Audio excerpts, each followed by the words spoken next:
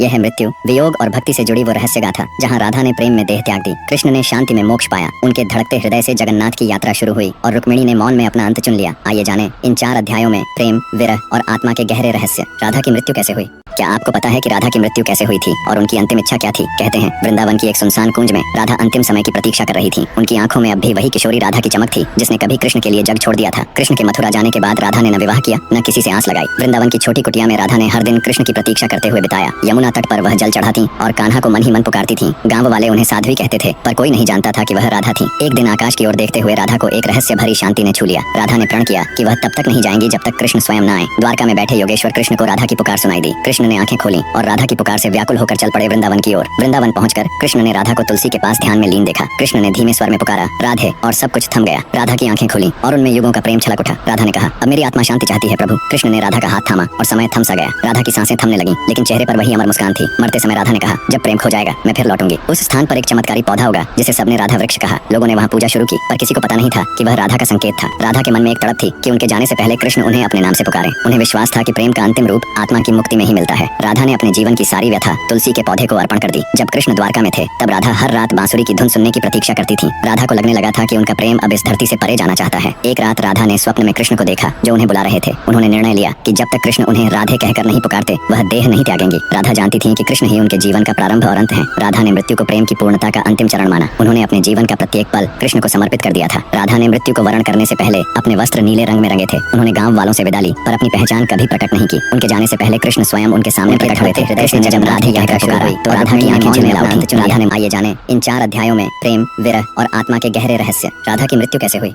क्या आपको पता है कि राधा की मृत्यु कैसे हुई थी और उनकी अंतिम इच्छा क्या थी? कहते हैं वृंदावन की एक सुनसान कुंज में राधा अंतिम समय की प्रतीक्षा कर रही थी। उनकी आंखों में अब भी वही किशोरी राधा की चमक थी जिसने कभी कृष्ण के लिए जग छोड़ दिया था। कृष्ण के मथुरा जाने के बाद राधा ने न विवाह किया, न किसी से आस लगाई। वृंदावन की छोटी कुटिया में राधा ने हर दिन कृष्ण की प्रतीक्षा करते हुए बिताया। यमुना तट पर वह जल चढ़ाती और कान्हा को मन ही मन पुकारती थी। गाँव वाले उन्हें साध्वी कहते थे, पर कोई नहीं जानता था कि वह राधा थी। एक दिन आकाश की ओर देखते हुए राधा को एक रहस्य भरी शांति ने छू लिया। राधा ने प्रण किया कि वह तब तक नहीं जाएंगी जब तक कृष्ण स्वयं न आए। द्वारका में बैठे योगेश्वर कृष्ण को राधा की पुकार सुनाई दी। कृष्ण ने आंखें खोली और राधा की पुकार